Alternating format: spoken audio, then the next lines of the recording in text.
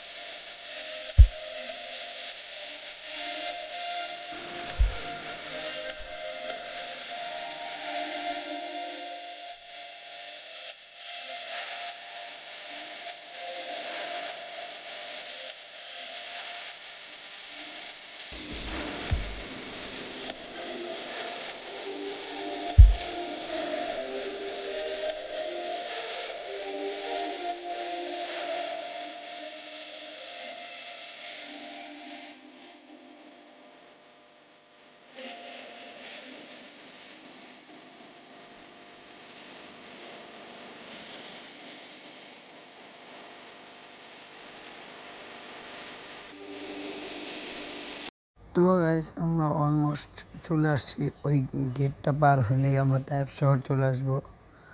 তো এই গেটটা পার করে ফেললাম। তো ফাইনালি আমরা তায়েফ শহর চলে আসলাম গাইস।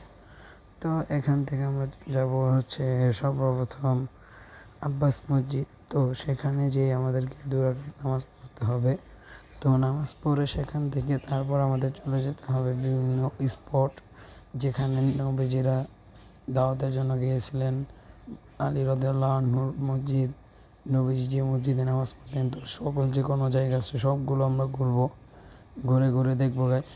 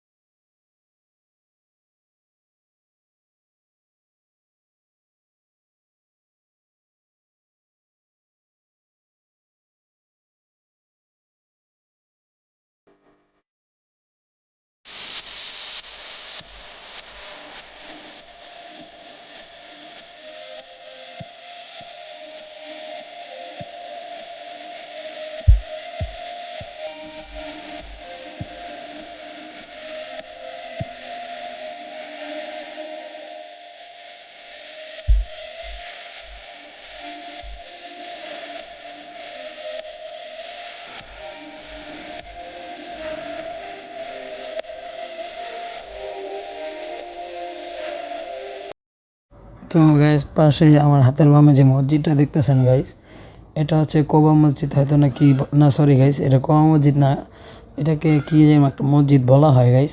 তো এই মসজিদটাতে মনে করেন বিভিন্ন চুরি চামারি যাই করেন না কেন, কোনো দোষ করলে এখানে হাত পা কাটা হয়। তো ফাইনালি আমরা চলে আসছি আব্বাস মসজিদে।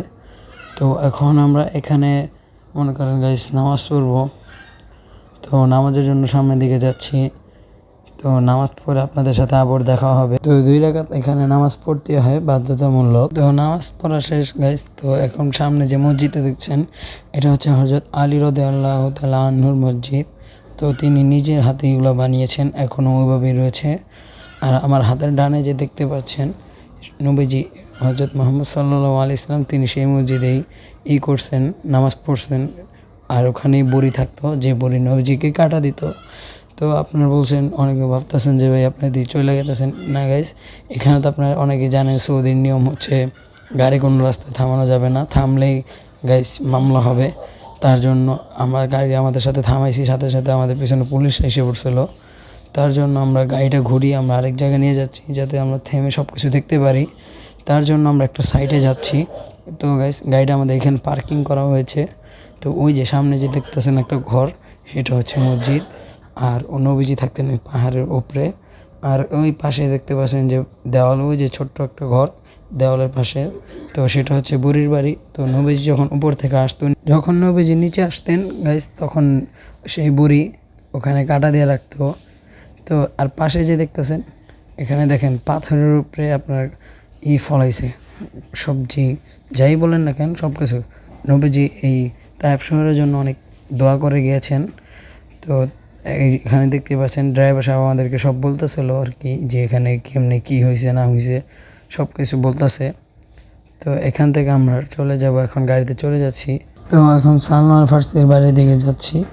ওই সামনেই সালমান ফার্সির বাড়ি, হাতে ডাইন দিয়ে যেতে হবে আমাদেরকে। তো পুরো ভিডিওটা দেখবেন। আর এখনও যারা যারা লাইক অ্যান্ড সাবস্ক্রাইব করেন নাই, প্লিজ সবাই সাবস্ক্রাইব করে দেন আর পাশে থাকার বেল আইকনটি বাজিয়ে দেন। তো এখন আমরা সামনের দিকে যাব, বেশি দূর না গাইস, এখান দিয়ে সোজা যে হাতের ডানে যেতে হবে আমাদেরকে। ওই যে ওখানে ওই যে গাইস যে একটা বিল্ডিং না সরি গাইস, যাই হোক একটা ঘর দেখতে পাচ্ছেন ভাঙ্গা, এরই হচ্ছে সালমান ফার্সির বাড়ি। তো এই যে চলে আসলাম গাইস, দেখেন এখানে কেমনে কি, ওই যে একটা ঘর ছোট্ট, ওখানে আটকানো চারদিক দিয়ে, এটা পুরোটা ভেঙে গিয়েছে, স্মৃতি হিসাবে কি রাখা হয়েছে। তো এখান থেকে আমরা চলে যাচ্ছি এখন।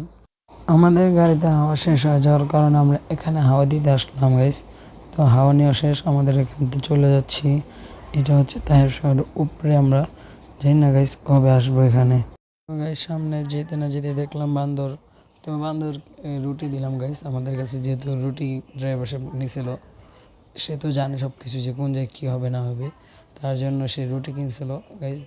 তো আমরা ফার্স্টে বুঝতে পারিনি, ভাবছিলাম আমাদের জন্য রুটি কিনছে, পরে না দেখলাম গাইস বান্দরদের জন্য কিনছে গাইস। পরে বান্দরকে দিলাম গাইস, বান্দর অনেক হ্যাপি। তো গাইস এখান থেকে এখন চলে যাব তায়েফ শহর থেকে। আর তোদেরকেও বলছি, তোদের সাথে হয়তো আমার মিট আপ হবে না, আল্লাহ চলে আবার মিট আপ হবে ওদের সাথে গাইস। তো জানি না আপনাদের কাছে ভিডিওটা কেমন লাগছে গাইস, যদি ভালো লেগে থাকে আপনারা লাইক শেয়ার কমেন্ট করবেন আর পাশে থাকার বেল আইকনটি বাজিয়ে দিবেন গাইস। আসসালামু আলাইকুম।